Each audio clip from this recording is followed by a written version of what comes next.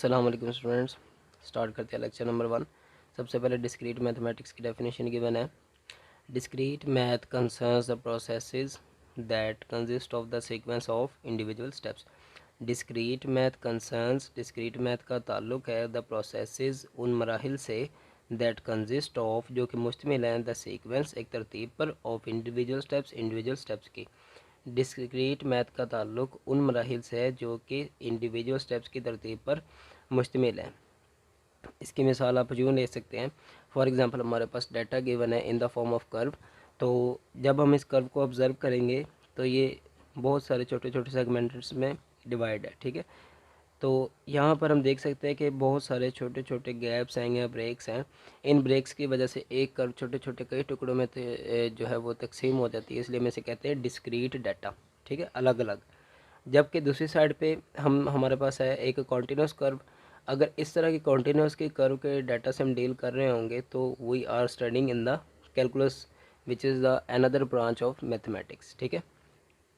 तो नेक्स्ट है logic. Logic is the study of the principles. Logic उन तरीक़ाकारों का मुताला है एंड मेथड्स और असूलों का that distinguish between a valid and invalid argument, जो कि एक सही और गलत आर्गूमेंट के दरमियान फ़र्क बयान करते हैं, ठीक है। देखिए मिसाल के तौर पर 3+2=5, ये एक वैलिड स्टेटमेंट है। 4+2=9, 6 होते हैं, जबकि यहाँ पर 9 लिखा हुआ है, तो ये एक इनवैलिड स्टेटमेंट है, ठीक है। इसी तरह स्टूडेंट्स अगर इधर बात करें तो यहाँ पर हमारे पास सिंपल स्टेटमेंट गिवन है कि सिंपल स्टेटमेंट क्या होती है। A statement is a declarative sentence. एक स्टेटमेंट ऐसा बयानिया जुमला होता है दैट इज़ आइदर ट्रू और फॉल्स, जो कि या तो ट्रू हो सकता है या फॉल्स, बट नॉट बोथ, लेकिन दोनों नहीं हो सकता।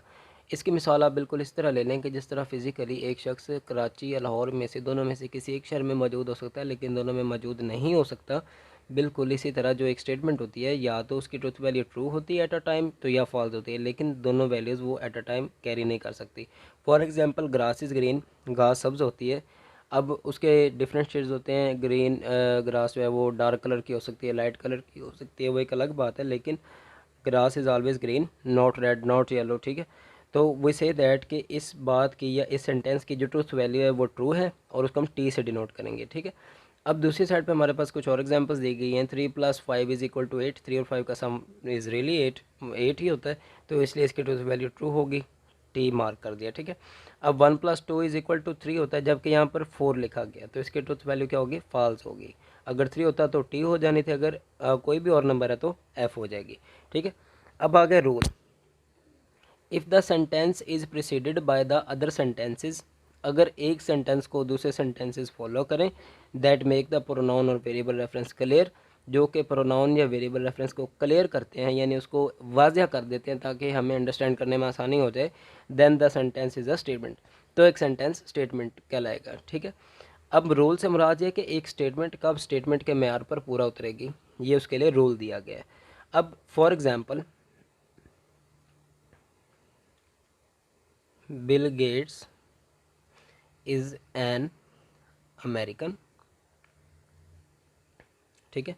सेकंड सेंटेंस में लिखता हूँ ही इज़ वेरी रिच, ठीक है। अब यहाँ पर आपको मालूम होगा कि जो ही है वो ग्रामेटिकली प्रोनाउन के तौर पे काम कर रहा है, ठीक है। अब ये जो स्टेटमेंट है ये इस स्टेटमेंट को फॉलो कर रही है और इसमें जो ही है वो प्रोनाउन यूज़ हुआ है, या इसको हम वेरिएबल रेफरेंस भी कह सकते हैं, और दोनों की जो सेंस है वो बिल्कुल क्लियर हो रही है।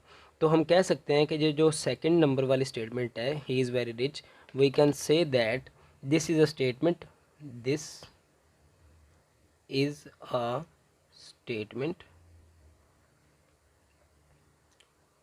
With truth value true, with truth value true, ठीक है। क्योंकि हम जानते हैं कि बिल गेट्स वाकई एक अमेरिकन है और वो वाकई ही बहुत ज़्यादा रिच है, तो इसलिए इसकी ट्रूथ वैल्यू क्या होगी, ट्रू होगी जी। तो स्टूडेंट्स लॉजिकल कनेक्टिव्स क्या होते हैं, ऐसे ये अल्फाज होते हैं जो कि दो या दो से ज़्यादा स्टेटमेंट्स को आपस में मिलाते हैं, ठीक है।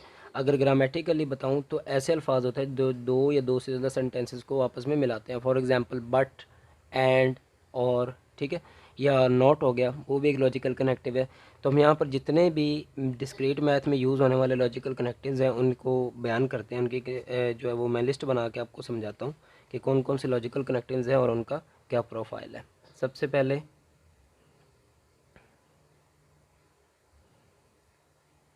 कंजंक्शन,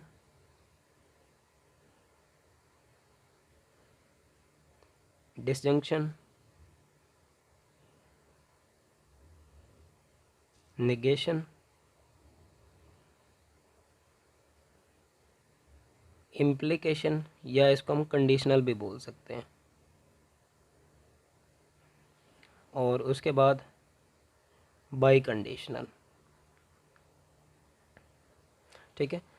कंजंक्शन, कंजंक्शन से मुराद एंड का सिंबल ये होता है और इसको हम बोलते हैं हैट। ठीक है। डिसजंक्शन से मुराद और है, और का सिंबल ये होता है वी टाइप और इसको हम बोलते हैं वेल। ठीक है। नेगेशन, नेगेशन से मुराद नॉट है, नॉट का सिंबल ये होता है और इसको हम बोलते हैं टिल्डा। ठीक है। नेक्स्ट हमारे पास इम्प्लीकेशन या कंडीशनल, इसका मतलब है इफ़ देन, इसका सिंबल ये होता है और हम इसको बोलते हैं एरो। बाई कंडीशनल, इसका मतलब होता है इफ़ एंड ओनली इफ़ और इसका सिंबल होता है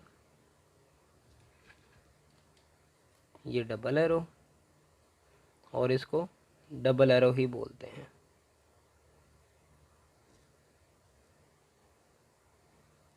ठीक है स्टूडेंट्स, तो ये हमारे पास लॉजिकल कनेक्टिव्स हैं, ये आप लोगों को एज इट इज़ ओरल याद करने होंगे। इसके बाद आ गए students translating from English to symbols and symbols to English. ठीक है, यानी कि इंग्लिश सेंटेंसेस में सिंबल्स में ट्रांसलेट करना सीखेंगे और सिंबल से इंग्लिश सेंटेंसेस में ट्रांसलेट करना सीखेंगे। फॉर एग्जांपल मैं खुद से कोई एग्जांपल राइट कर लेता हूँ।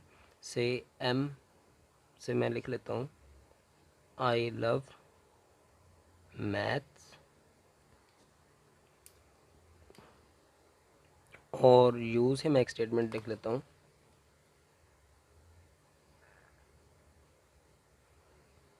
आई लव उर्दू। ठीक है। अब यहाँ पर इंग्लिश टू सिंबल्स में कन्वर्ट करने के लिए वो रिक्वायरमेंट खुद ही देगा। फॉर एग्जांपल वो एक सेंटेंस दे देता है रिटन फॉर्म में, आई love Urdu and I love maths. ठीक है। अब देखें यहाँ पर आई लव उर्दू, आई लव उर्दू को हमने यू से डिनोट किया तो यहाँ पर हम यू लिख देंगे। एंड लॉजिकल कनेक्टिव यूज़ हुआ है तो एंड के लिए हम हैट वाला सिंबल यूज़ करते हैं, यहाँ पर वो सिंबल आ जाएगा। और I love maths, I love maths को हमने एम से डिनोट किया तो यहाँ पर एम आ जाएगा। तो ये ना जी इंग्लिश से सिंबल्स में ट्रांसलेट हो चुका है यू हैट एम। इसी तरह अब वो हमें खुद रिक्वायरमेंट देगा या खुद स्टेटमेंट देगा कि आपने स्टेटमेंट को जो है वो सिंबल से इंग्लिश में ट्रांसलेट करना है। फॉर एग्जांपल हमें वो इस तरह की स्टेटमेंट देता है,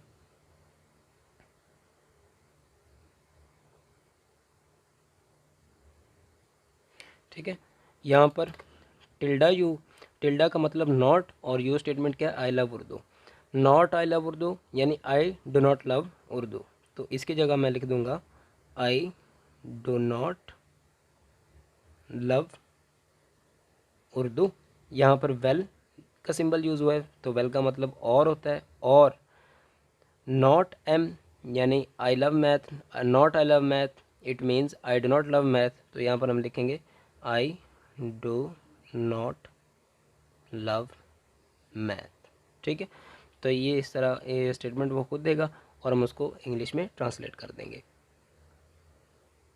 इसके बाद स्टूडेंट्स है हमारे पास two table for negation, conjunction and disjunction. तो सबसे पहले देखें यहाँ पर निगेशन वाले टू टेबल में सिर्फ एक ही इनपुट का कॉलम होगा और एक ही आउटपुट का कॉलम होगा। आउटपुट का कॉलम सब में एक ही होगा लेकिन इनपुट का कॉलम किसी में एक होगा किसी में दो होंगे। तो स्टूडेंट्स देखें यहाँ पर निगेशन है, निगेशन का मतलब नॉट है और नॉट का सिंबल क्या होता है ये टिल्डा, यानी कि नॉट से मुराद हमने जहाँ पर जो भी इनपुट होगी उसको नोट कर देना है, उसको उलट कर देना है। टी का उलट क्या होगा एफ़, तो यहाँ पर एफ़ आ जाएगा, एफ़ का उलट टी। ठीक है। इसके बाद है कंजंक्शन। यहाँ पर P और Q दो इनपुट्स के कॉलम्स दिए गए हैं, ठीक है, और यहाँ पर P Q की कंजंक्शन हमने फाइंड करनी है। कंजंक्शन का मतलब है उसको मिला देना, कंबाइन कर देना, यानी एंड, और एंड का सिंबल है हैट, ठीक है। तो अगर आप T को 1 मान लें, F को 0 मान लें, तो कंजंक्शन वाला टेबल मल्टीप्लिकेशन के तौर पे काम करता है।